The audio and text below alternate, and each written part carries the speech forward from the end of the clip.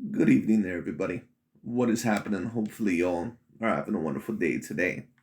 So, when it comes down to it, I thought that I would review this little video that I personally found very particularly interesting. And this is going to be a video, all in all, that I thought would be very particularly interesting to talk about not only overall a channel that I like to review here and there by Mr. DontesBoxingNation, but I thought all in all that this would give me an opportunity to somewhat compare history. And I think that we have to be very, very careful when we compare not only just fighters, but when we compare other athletes in terms of history. There will be certain times on the note to where you'll hear a lot of basketball conversations. And of course, for a lot of you that are from my era, because I'm 24 years old, from a lot of you that are from my era or grew up around the same era, you know what the main conversation is, or at least what the main media tries to push. It is the Michael Jordan versus LeBron James conversation. Now, in my view, if we're going to be logical and objective about that conversation, I really don't think that it is that much of a conversation. I think that Michael Jordan clearly is the better and the greater player. I think that LeBron James is a great player for what he can do. But I think all in all, the way that he plays also limits his teammates around him because he is a ball dominator. It just is what it is, and that's why he's 4-6 in the NBA Finals, and why Michael Jordan was 6-0 when he finally was able to make it to the big stage.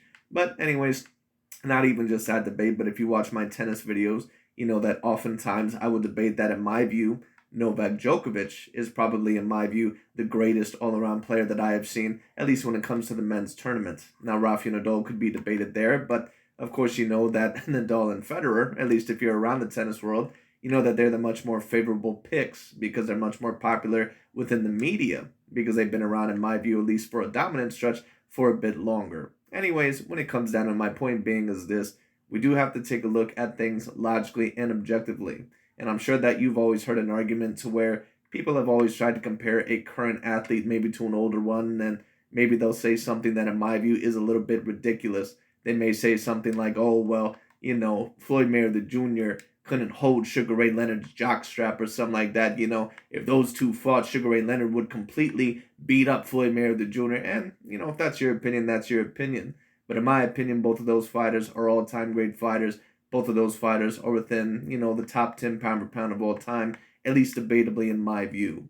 And when we talk about Mr. Canelo Alvarez, I would not say that he is within my top 10 fighters of all time, but what I would say is this, and I've said this about Canelo Alvarez a multitude of times. In my view, it's very clear that not only is Canelo Alvarez a great fighter, he is an all-time great fighter. And people can get pissed off at that. They can get mad at that all they want to.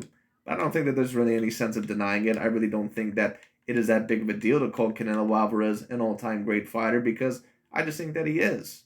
I think that there's no denying overall the obvious. A lot of people, of course, will say that, oh, well, Canelo has picked and cherry-picked his opponents. Canelo Alvarez has fought a series of champions over the past several years of his career.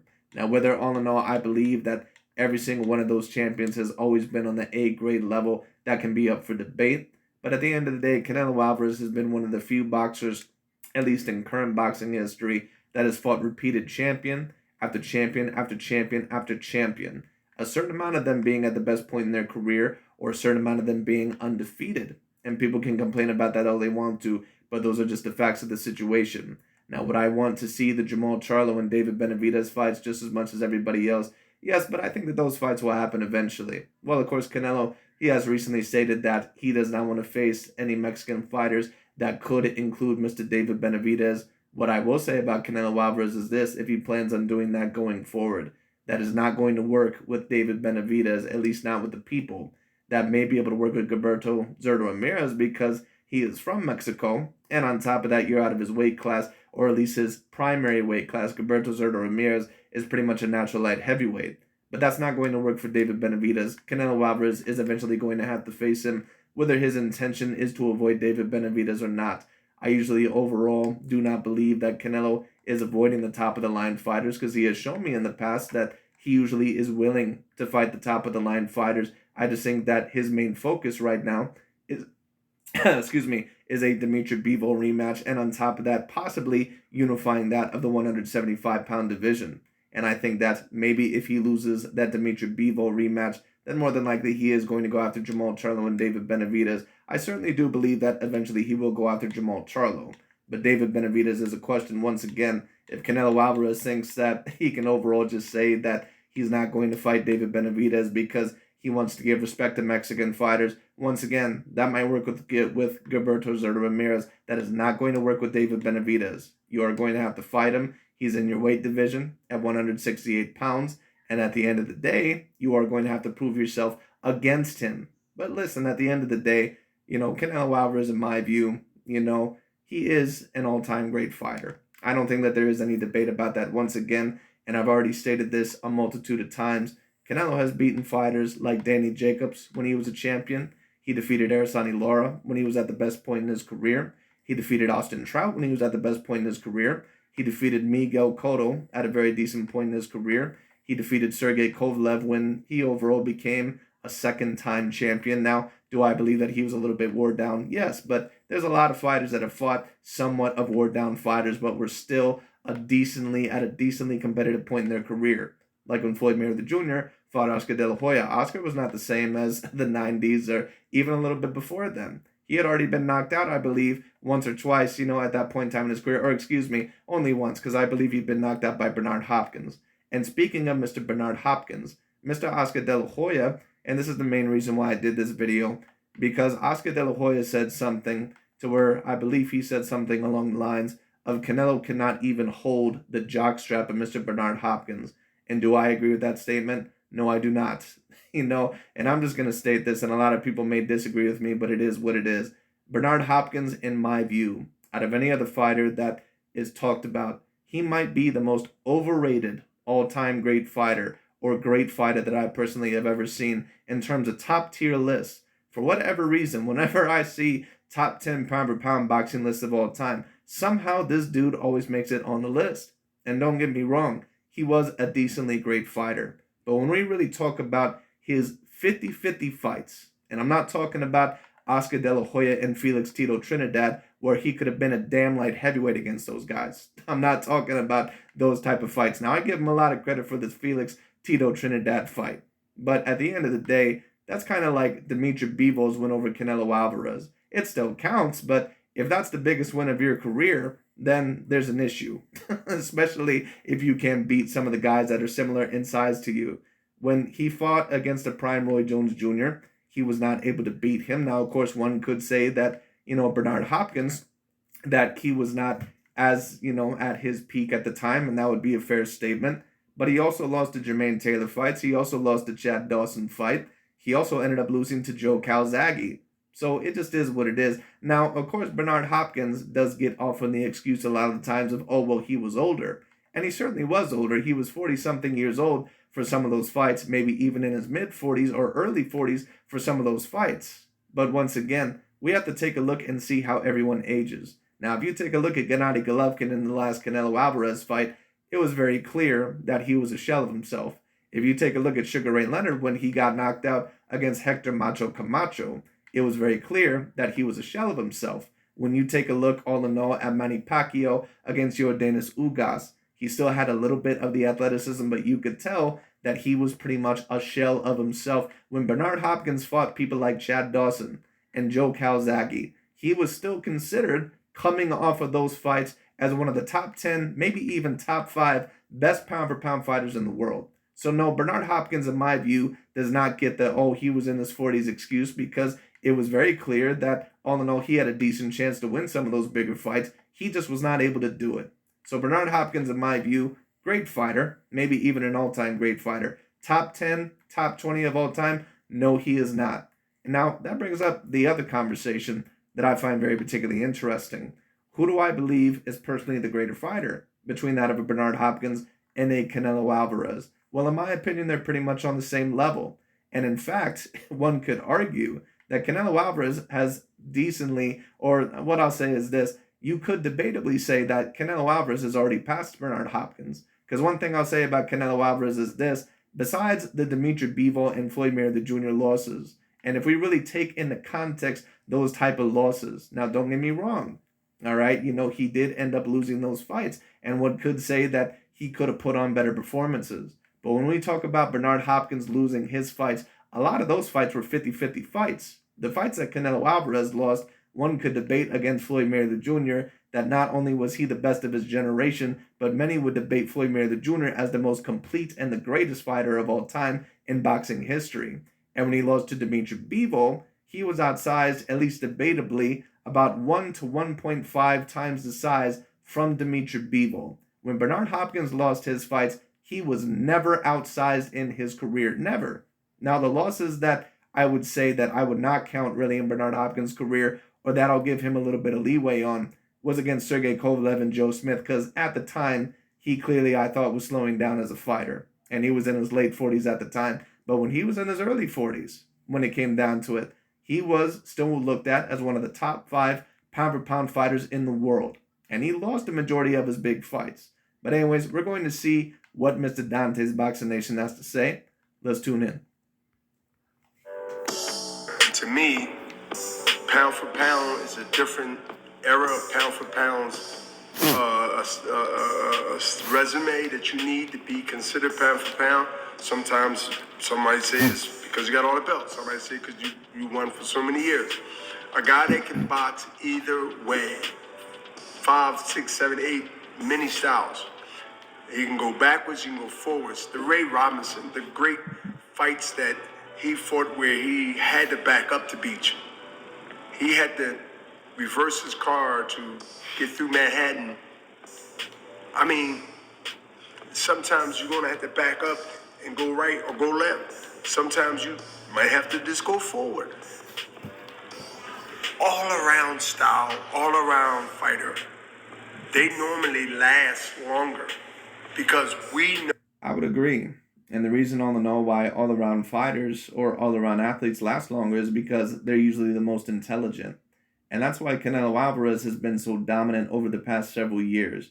But he did run into a little bit of a speed bump with Mr. Dimitri Bivol, not only all in all because I think that Canelo could have maybe taken him a bit more seriously, and not only that because of Dimitri Bivol's skill, but also because he may have bit off a little bit more than what he could chew. But we are going to all in all have to see, in my view, if Canelo is going to get back that number 1 pound-for-pound spot. He is going to have to defeat Dimitri Bivol in a rematch, and that is not guaranteed. That is not guaranteed at all. Dimitri Bivol is a very intelligent fighter. When it comes down to it, he's very decent defensively. He's also very good offensively, and he has decent power. And even if Canelo does come in the proper shape in the rematch, there is absolutely no guarantee that Canelo will win that.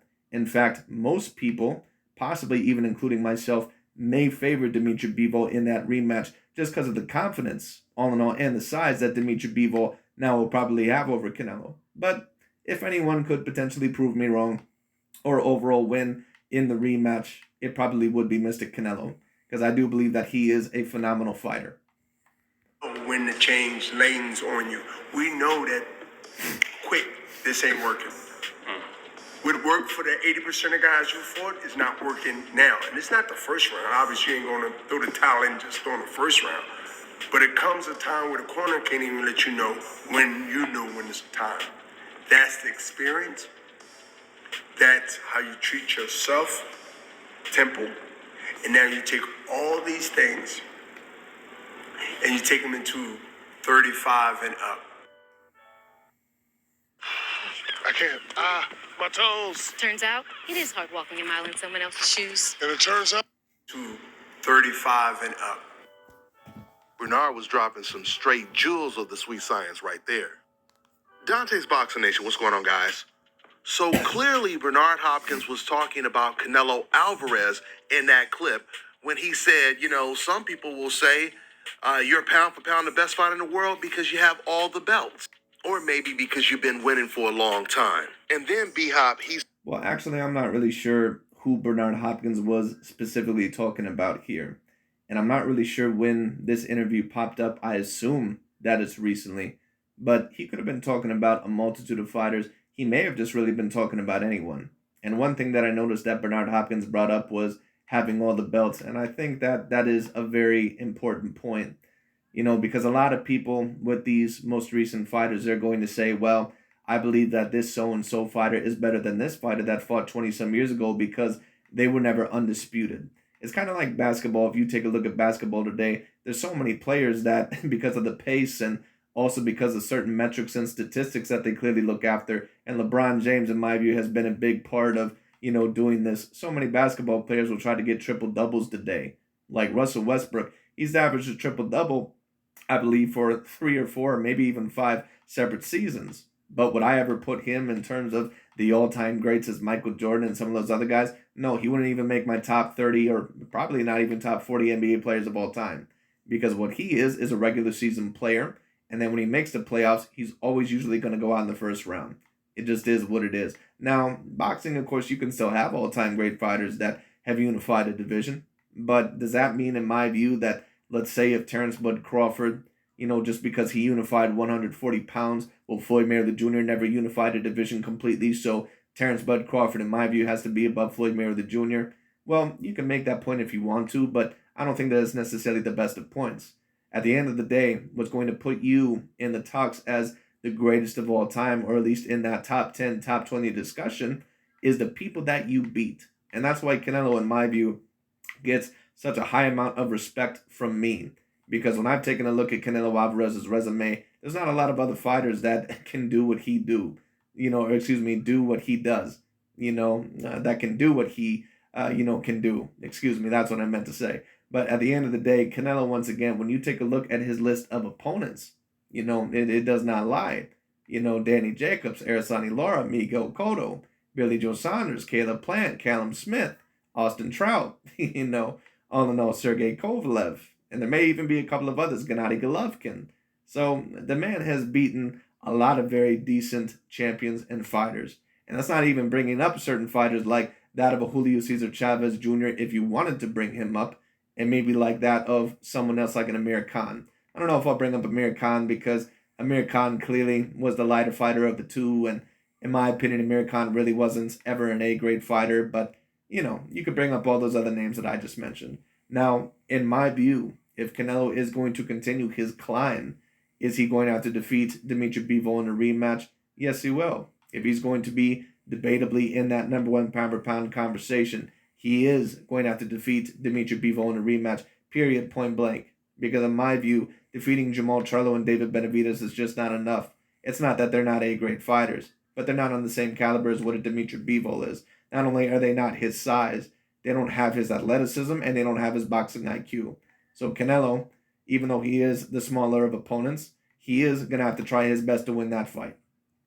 Says a real pound-for-pound fighter is someone who has like 5, 6, 7, 8 different styles. He said all around. Well, Bernard Hopkins says that he has 5, 6, 7, 8 different type of styles, and there's so many boxers that say this. But for Bernard apparently having all these type of styles, it's like, dude, for you allegedly overall being this boxing wizard is what you claim to be. And don't get me wrong, he was an intelligent boxer. But Bernard Hopkins, in my view, he's on the same level, maybe slightly above the Oscar De La Hoyas, the Shane Mosleys, the Miguel Cottos. That's kind of the same level that he's on. I would say that maybe because once upon a time of his pound-for-pound ranking and his skill set, that maybe he's slightly above those guys, but he's not that much farther above. Because if we really take a look at Bernard Hopkins, who is he really above in terms of the GOAT debate? This is why I've never really understood him in the greatest of all time conversation. Because if we compare him to Floyd Mayweather Jr., you can't compare him to Floyd Mayweather Jr. That's not even a comparison. Can we compare him to Muhammad Ali? No, you can't say that because Bernard Hopkins never beat even the best 2 fighters of his era. He never beat Joe Calzaghe, and he never beat Roy Jones Jr. when he was in his prime. So it just is what it is. You can't claim that he's Roy Jones Jr. You can't claim all in all that he's Sugar Ray Leonard. You can't claim he's Muhammad Ali. You can't claim, in my view, that he's Lennox Lewis or Rocky Marciano. You can't claim all in all that he's Chavez Sr. You can't claim all in all, in my view, that he is a Marvin Hagler or a Roberto Duran. Because even Roberto Duran, for how many fights he lost in his career, at least he was able to give Marvin Hagler a very competitive fight. And he was outweighed by a decent amount. And he was able to beat Sugar Ray Leonard, the best fighter of his time, at least once in that first fight. And that was heading up 2 weight classes. I don't know if Bernard Hopkins, in my view, has a win like that in his career. Now, the biggest win of his career, in my view, was probably that Felix Tito Trinidad win. But once again, that's pretty much overall like, Dimitri Bivol and his win over Canelo Alvarez and all in all, he's not able to beat the main man at 175. Like, I'm sorry, but that has to count against you. Just a little bit like Vasily Lomachenko. Yes, he was able to beat Guillermo Regendow, which was the biggest win of his career. But when he lost against Teofimo Lopez, who of course was naturally bigger, but that lost him some points. It just is what it is. Anyway. Fighters, versatile fighters, usually last a lot longer in the sport of boxing. He's talking about fighters like Terence Crawford. Every single time old media disrespects. Well, listen, man, I love Terence Crawford. I got a lot of love for Terence Crawford. Once again, he's from my hometown of Omaha, Nebraska. But listen, I keep it real on this channel. I'm logical and objective with everybody. If Terence Bud Crawford is going to be remembered as an all-time great fighter, he's going to have to start beating the real A-plus names. Don't get me wrong, that Shawn Porter win was a great, great step up. But let's really go over the 5 biggest wins. Let's just compare the resumes between Mr. Terence Bud Crawford and Canelo Alvarez real quick. What are the 5 biggest wins in Terence Bud Crawford's career? The majority of people probably are not even going to be able to mention them. Hell, Terence Bud Crawford fans may not even be able to mention them. The 5 biggest wins in Terence Bud Crawford's career, number 1 has to be Shawn Porter. After that, you either have Yuriorkis Gamboa or Victor Postol, so that's the next 2. What are the other ones after that? Is it Julius Ndongo? I mean, maybe you could claim that, but Ndongo, in my view, ended up getting, belts overall over fighters that really were not that good. Ndongo was never really an A. He really wasn't even a B grade fighter, in my view. It just is what it is. So who do you have after that? Maybe Felix Diaz, maybe, Jose Benavidez, Jr. Like, who is it after that? Some of those guys have never even been champions. So we can't really say that Terence Bud Crawford is an all-time great fighter. Now, I think that he is an all-time great talent. And I think that when I watch him, that he has what it takes to be an all-time great fighter. But in terms of the all-time great rankings, whether you want to say that, Canelo, in your view, should fight Jermall Charlo or not, you can never, at least at the moment, say that Crawford is above Canelo Alvarez. You can never say that. Because let's take a look at the 5 biggest wins in Canelo Alvarez's career. The biggest win of his career, debatably Gennady Golovkin in the rematch. He has that win. He also has Arasani Lara. Now, some people, of course, would say, well, those fights were controversial. Yes, but there's also a lot of people that thought that he won the fight. So it just is what it is. Once again, we can try to count those out if we want to, but at the end of the day, it's not like it was a complete robbery like, when, what the hell is that one dude's name? Pernell Sweet Pea Whitaker, when he fought Chavez, Sr., it's not like it was like that. Those fights were competitive. And you can debate that Canelo just pulled out of those fights. So it is what it is. I scored it for Canelo Alvarez in both of those fights just by a little bit. So you have Gennady Golovkin, you have Arasani Lara. One of those fighters that I just mentioned at one point in time was a top 5 pound-for-pound fighter on every single list. The other fighter was once upon a time a debatable top 10 pound-for-pound fighter. So who are the biggest wins after his career after that? Well, you have debatably Miguel Cotto. You have Danny Jacobs. You have Caleb Plant. Debatably Sergey Kovalev. Some might put Austin Trout up there. So Canelo Alvarez, once again, when we really dissect his resume, there's really no debate about it. Canelo does have an all-time great resume. There's no debate about it. Now, once again, if he is going to be compared to the top 10 or the top 20 of all time, he is, in my view, going to have to add even more to his resume. Because if he doesn't, then he'll be in the same league as what a Bernard Hopkins or an Andre Ward or a Joe Calzaghe will be, just outside that range. I think that Canelo has the potential, if he overall is able to beat Bivol in the rematch, or let's say he isn't even able to beat Bivol in the rematch. If he's able to beat Charlo, Benavidez, and maybe a certain amount of other fighters, Canelo does have a very decent chance of at least making the top 20 fighters of all time. And if he is able to beat Bivol in a rematch, then in my view, it's even higher. But we'll see what happens. Affected Terence Crawford by trying to put another fighter on the hope list above Crawford on the pound-for-pound list. All of those fighters met the same fate, meaning they all either got knocked out or just took an L and started to decline, while Terence Crawford outlasted all of. Well, that's great, Mr. Dantes Boxing Nation, but let me put it in this type of perspective. If Terence Bud Crawford ended up losing the biggest fight of his career to Errol Spence Jr., hopefully that fight happens next, what big wins would Terence Bud Crawford really have? Canelo Alvarez, after his loss, is going to be ranked still within the top 5 pound for pound. as on most lists, including mine. If Terence Bud Crawford loses his next fight against Errol Spence Jr., he won't even be within my top 5 pound for pound because he has no definitive A-grade wins besides the Sean Porter win. It just is what it is. So listen, man, and I like Terence Crawford. Do I believe that he truly is a top 5 pound for pound fighter? Yes, I do. I think that he's an all-time great talent, and I do believe that he has the goods to be an all-time great fighter. But how can I really say that about him when he has really barely any 50-50 fights in his career? Them, and still is considered pound for pound the best fighter in the world. Well, he's considered the best pound for pound fighter in the world by you. Terence Bud Crawford. Now, if you were to have him there now, I wouldn't really have an issue with it because Canelo, of course, ever since he lost, I think that boxing is really looking for who truly is the number 1 pound for pound. But the problem is with Terence Bud Crawford is that he's almost like the Drew Brees of boxing. And when I say that is that, Terence, I think for his sport maybe was more naturally, at least athletically gifted than what Drew Brees was for the NFL. But it's kind of like Drew Brees. Drew Brees was always very, very close to winning an MVP, but he would always lose it out to someone else. Whether it was Patrick Mahomes or Aaron Rodgers or Tom Brady, he can never claim that he was an MVP of that generation. It's the same thing with Terence Bud Crawford. He can claim, all in all, that maybe there were some years, or, he can claim maybe that he's the number 1 pound for pound fighter, but it was never completely undisputed, or concisive. I mean, when you just look at the names that old media had on the pound for pound list as number 1 over Terence Crawford, it shows Terence Crawford's longevity. We're talking about fighters like Sergey Kovalev, Gennady Golovkin, Roman Gonzalez. Well, I don't think that Sergey Kovalev or Gennady Golovkin really were ever ranked the number 1 pound for pound fighters. Now, the fighters that were ranked number 1 pound for pound were Roman Chocolatito Gonzalez, and there was a lot of controversy over that.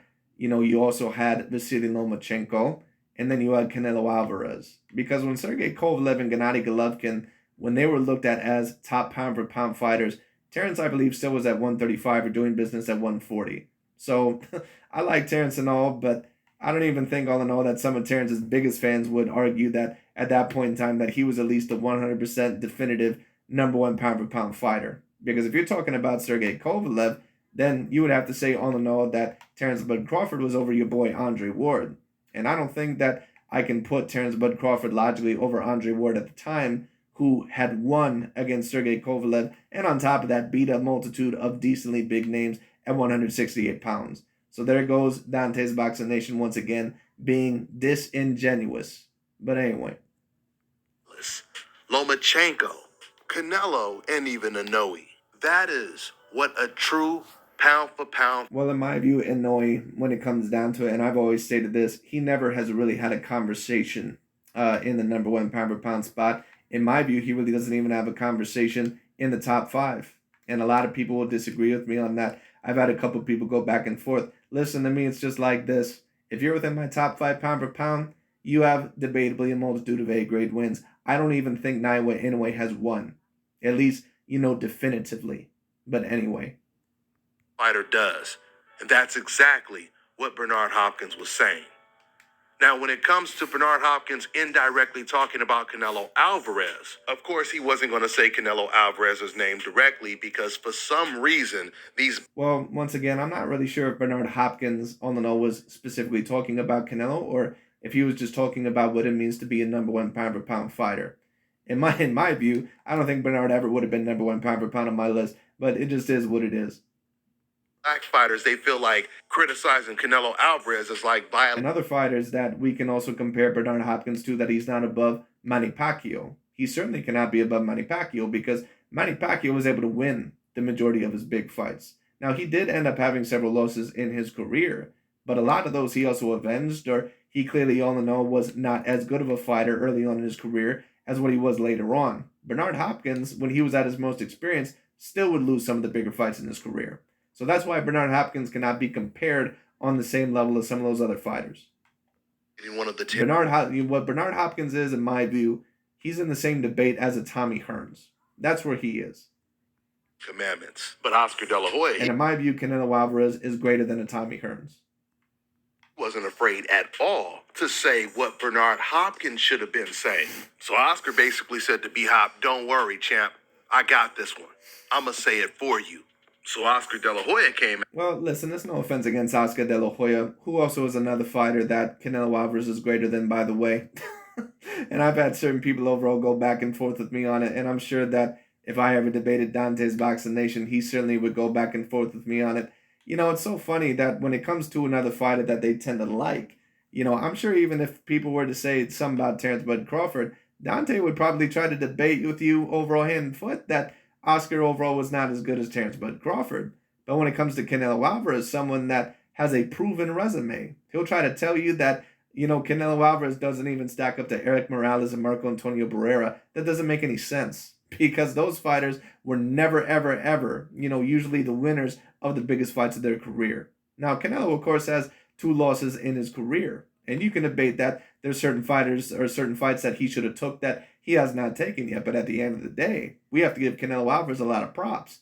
Caleb Plant and Billy Joe Saunders and Callum Smith still were undefeated A-grade champions. Danny Jacobs was an A-grade champion when he fought him. Sergey was probably A-, same as Gennady Golovkin in the trilogy. He also beat Ersoni Lara and Gennady Golovkin when they were debatable A+ fighters. He defeated Austin Trout when he was an A-grade fighter. He defeated Miguel Cotto when he was an A-grade fighter. And there's probably a multitude of others that I'm not even mentioning. So we have to give Canelo a lot of credit.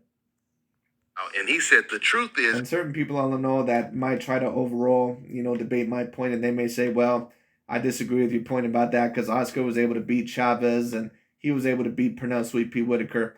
Right, but when he defeated those fighters, Oscar, pretty much when it came down to it, when he was at the beginning point of his career, he really overall was not a natural 135-pounder. Oscar De La Hoya really at his best, you know, or all in all at his max weight, he probably was a natural 154-pounder when he fought Floyd Mayweather Jr. Now, don't get me wrong, I still give you credit for defeating Pernell Sweet Pea Whitaker and Chavez Sr., other fighters that Bernard Hopkins cannot be compared to, by the way. But when it comes down to it, those fighters were decently smaller than you. So it just is what it is, because what you notice about Oscar is that once he started moving up in weight or fighting fighters that were similar in size, he had a lot of issues. A lot of issues. Everyone is afraid. And if you don't believe me, you can look at the Felix Tito Trinidad fight, which was a fight that a lot of people would debate that Oscar won, but in my view, he made it a little bit too competitive because he didn't do enough in the final rounds. But you could debate that. You can also take a look at the Sugar Shane Mosley fights. You can take a look, all in all, at the Felix Sturm fight. That was when he was a bit older, to be fair. And also at the Floyd Mayweather Jr. fight. All right? He lost every single one of those fights. Speaking the truth. The fight was an effing dud. Besides the Sturm fight, that is. Triple G was old as fuck, and Canelo can't hold Hopkins' jockstrap. Guys, that's really... Now, one has to wonder, all in all, why Mr. Oscar De La Hoya would bring up Mr. Bernard Hopkins in this situation. More than likely, once again, and I've already said this, Oscar De La Hoya, it's no offense to him whatsoever, but ever since that he has lost Canelo Alvarez, he's been pretty much acting like that bitchy, jealous ex-girlfriend or boyfriend that overall clearly is not over the breakup when it comes down to it, and they're just very pissed off, so they try to badmouth the person at every turn that they get. like it's like one of those boyfriends or one of those guys that you see is super salty that one girl moved on and he's like, yeah, you know, well, she was a whore anyway. That's how Oscar De La Hoya is acting right now. He's acting like a salty bitch. There's no offense against him when it comes down to it, but it just is what it is. And Oscar was a great fighter, but Oscar was not Canelo Alvarez, and a lot of people are going to disagree with me on it. Those are just the facts. What Bernard Hopkins was saying. He was just saying it in his nice voice, in his politically correct way, which means not breaking one of the 10 commandments. I mean, I made a video. You guys should really check it out if you didn't see it. It's a really good video where I asked the question, why are black boxers in particular remaining so silent when it comes to their reaction and their thoughts on Canelo's performance against Gennady Golovkin?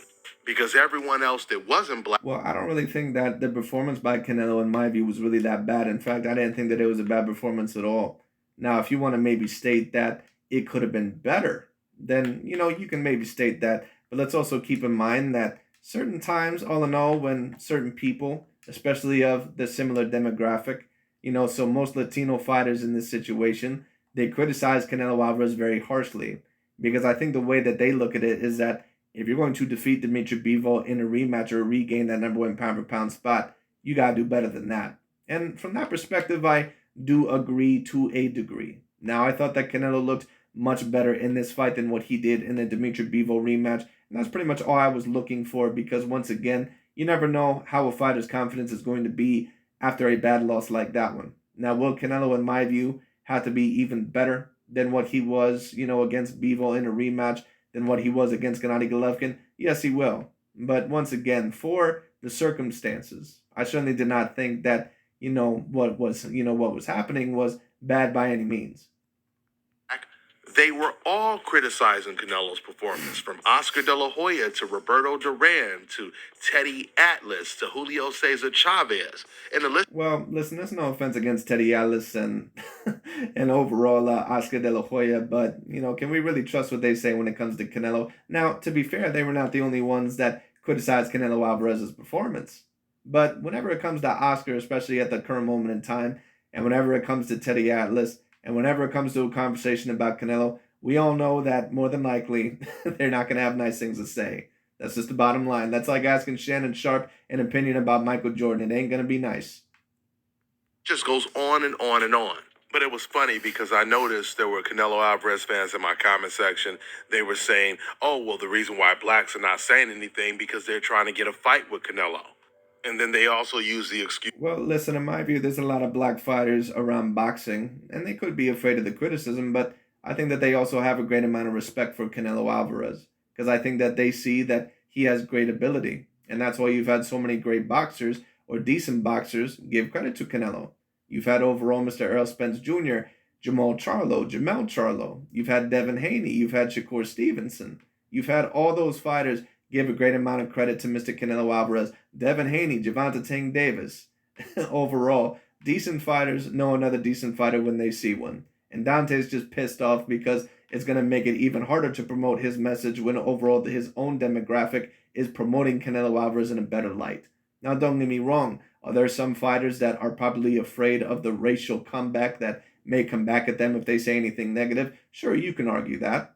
But when it comes down to it, there's also a lot of people that give a great amount of respect to Canelo because they realize that he is a great fighter. Oh, that's because they're still active fighters. All these people that are criticizing Canelo are retired fighters. Now, we know that's not true because there were no black retired fighters that said anything about Canelo's performance, like Bernard Hopkins. And we know this had nothing to do with the fact that all these guys, they want to fight Canelo, so they don't want to say anything. That's not the case because we're talking about fighters of all different weight classes. We're not just talking about guys fighting in Canelo's division. From flyweight all the way up to heavyweight, no black boxers came out and said the things about Canelo Alvarez that fighters like Oscar De La Hoya, Chavez, Roberto Duran, and Teddy Atlas said. Because more than likely they hold Canelo Alvarez in somewhat of a higher esteem. And some people all in all are not going to get that. This is overall a very decent comparison. I once upon a time was watching a video by this one channel called Chronicles of Judah 144. Very decent analyzation channel, at least for certain things. I agree with him on most points. One thing that he stated in this one video that I was reviewing one time about Mr. Tom Brady and Bill Belichick. It was a video about Bill Belichick saying that he did not think that Tom Brady was the greatest player that he had ever seen.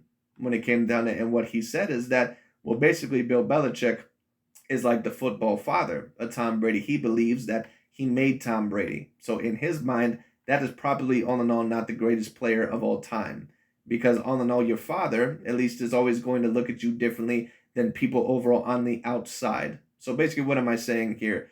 The demographic that Canelo was a part of, that being the Latinos, overall when it comes down to it, they may be all in all a little bit harsher on Canelo Alvarez because, all in all, they believe that that is their business. And, all in all, maybe they didn't live up to his standards. But to another demographic, when it comes down to it, he may have looked very, very good. I think that that's very, very possible. But who knows?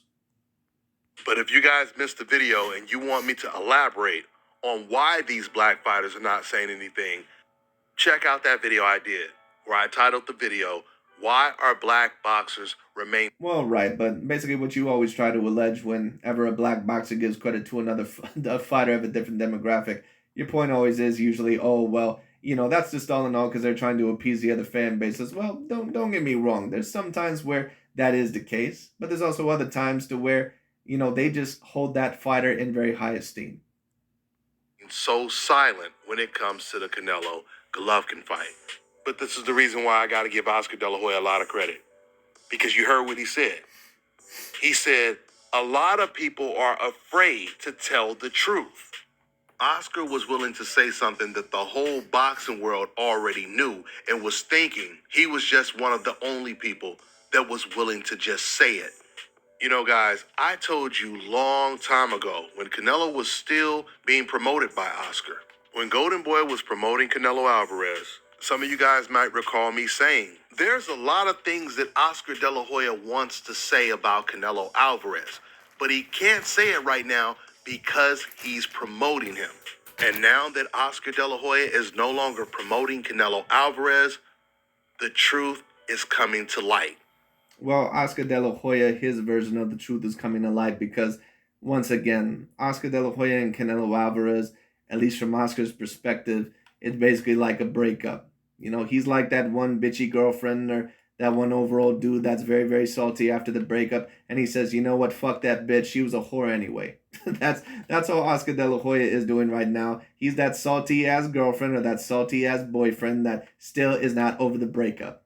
All right, and that's why he not only overall brought up, Bernard Hopkins, because he in some way was comparing Canelo Alvarez to himself, because why else would you bring up Bernard Hopkins specifically? And on top of that, when it comes down to it, he also was trying to tear down the fight because he's hoping that Ryan Garcia will eventually surpass Mr. Canelo Alvarez, because he wants to overall put it out there, almost like the Bill Belichick and Tom Brady situation that, I'm not overall just Tom Brady. I'm my own greatness. It's the same thing with Oscar. Well, I'm not overall just a one-trick pony. I did not just have Mr. Canelo as my main fighter. I have other fighters, and I don't need him. Everything Oscar De La Hoya felt, he's now able to say it. He can say it. He can go completely unfiltered now. And Yes, he can. Like I said, like that one girl that is pissed off after the breakup, and now she's going to tell you personal business. Really made me feel Oscar De La Hoya has actually a lot more to say about Canelo, but he can't do it right. Oh, I'm sure he does. Let Oscar De La Hoya overall go out one night. Shit, you'll probably find some good booger sugar when it comes down to it, and a good drink or two. We all know Oscar De La Hoya is good for that. Now, what made me feel that way is when he said, Canelo Alvarez, if he wants to be great, he's going to have to fight the likes of Charlo and Andre. So I'm sure Canelo will fight them. When Oscar De La Hoya said, well, I believe that Canelo Alvarez is eventually going to face Jamal Charlo and more than likely David Benavidez. But Demetrius Boo Boo Andrade, I don't think that he has any interest in him whatsoever. I don't think that Canelo, all in all, thinks that it is a style that he would do well with in terms of Andrade. And on top of that, I don't think that he basically says, I don't think that this is really worth my time in terms of the risk and the reward. And he was making it clear that he felt Canelo Alvarez, he can't be considered a great fighter if you're not willing to take on the toughest challenges in your division. Right, but Canelo Alvarez has been facing very, very tough challenges, if not the toughest challenges in his divisions for a very long time now. And people can bitch, moan, and complain about all they want, but is Demetrius Boo Boo Andrade and Jamal Charlo really definitively above certain guys like a Danny Jacobs, or really even above someone like a Caleb Plant? Are they really above them? In terms of boxing ability or resume, not really, not in my view. I've just never seen it, especially from Jamal Charlo. I don't know why so many people overall always try to convince themselves that Jamal Charlo is this dude that is this Floyd Mayweather Jr. All Jamal Charlo is a bigger version of Danny Garcia. That's all he is. If he had fought another A-grade fighter that was similar in size to him right now, he would already have 2 or 3 losses on his record. Period. Point blank. I always tell you guys when it comes to Oscar De La Hoya, he fought the Andres, the Charlos of his era. He fought Ike Cortez, Shane Mosley, Pernell Whitaker, Felix Tito Trinidad, Bernard Hopkins. He was fighting all of those dangerous black fighters that Canelo Alvarez has been avoiding for damn near a decade now. So when Oscar De La all those black fighters, he acts like there's about 10 of them. Canelo has not fought Andrade and he has not fought Charlo. And with not fighting them, you can debate that he has fought better competition than them all in all already, as in Gennady Golovkin, Arasani Lara, even debatably Caleb Plant. I'm sorry, I just never seen it from Demetrius Bubble Andrade and Jamal Charlo. I just never have. I've seen Demetrius Andrade get split decisions against C-grade fighters. Now that's not me saying all in all that he would have no chance against Canelo. That's just me saying I don't really know what so many people truly see in this guy. I mean, Dante always tries to make this point about, oh, well, Canelo was avoiding the top black and, Latin fighters. Well, right, but in every single division, is Andrade and Charlo, are they really the creme de la creme of fighters? Are they really as good as what a Gennady Golovkin was, or as what an Arasani Lara was, or as what a Caleb Plant was? I'm not really so sure about that. I would say that Andrade and, Charlo are about on a similar level as Caleb Plant, but would I really say that they're super duper above them? No. Player said that Canelo Alvarez can't hold Bernard Hopkins' jockstrap. I would say to Oscar De La Hoya, are you serious? Canelo, he can't hold Bernard Hopkins' opponent's jockstrap. I mean, forget about Hopkins. Canelo Alvarez, he ain't even the best today in his own weight class. Yes, that makes sense, even though he's completely undisputed. Now, I understand that he has not fought David Benavidez, but once again, remember, these guys claimed at one point in time, just a year or two ago, and I already made a video about this, I believe, about a week ago, where Champside had Caleb Plant on his top 10 pound-for-pound list. Mr. Ego was claiming that he was a great fighter, and Aki TV and Dante's Boxing Nation were all claiming that Caleb Plant was the most talented fighter in that division. Now, you have a right to change your opinion, but whenever Canelo is about to face a fighter, even if they believe that they're very, very decently talented, at least allegedly, as soon as Canelo is debatably about to get in that fight, something always changes. Era. So, of course, and that's how you know a person is full of shit. Can't hold Bernard Hopkins' jockstrap. Shit, Canelo Alvarez, he better be driving a forklift. Not only can Canelo Alvarez hold Bernard Hopkins' jockstrap, he is better than what Bernard Hopkins ever was, in my view. That's just my view. Now, once again, not everyone is going to agree with that. That's just my opinion. Now, if you're talking about other fighters like maybe a Pernell Sweet Pea Whitaker or Sugar Ray Leonard or Floyd Mayweather Jr. or, maybe other fighters like that, no, he's not better than those fighters, or at least not greater than them at the current moment. But why does Bernard Hopkins always get mentioned in these all-time great conversations? Don't get me wrong, he was a great fighter. But let's really overall consider his greatest wins. You got Felix Tito Trinidad, which was hands down the biggest win of his career. You have a much older Roy Jones Jr. that was completely washed when it came down to it.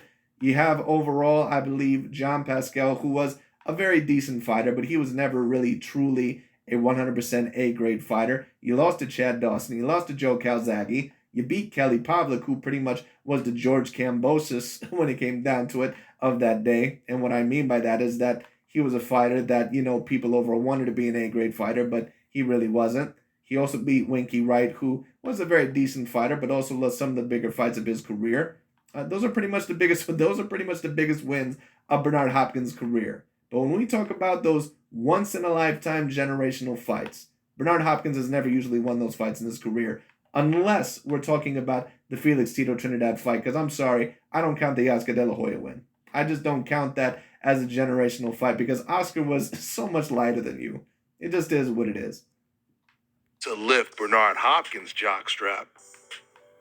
That's all I got for now, guys. I'm on to the next one. All right, now check this out, guys. But anyways, that's really about it for this video. I just thought that would be very particularly interesting. But anyways, that's really about it for today. Thanks so much for watching. And we'll see all in all what Mr. Dante's Boxing Nation is going to come out with later on. But it is going to be very interesting to see where Canelo goes from here. Hopefully that Dimitri Bivol rematch will happen. Or maybe a fight with Mr. Jamal Charlo next. Hopefully one of those two options. And we'll see what happens. But anyways, that's really about it for today. I just thought that I would do that because I thought it was particularly interesting. But that's really about it. Thank you all so much for watching, and I'll talk to you all later.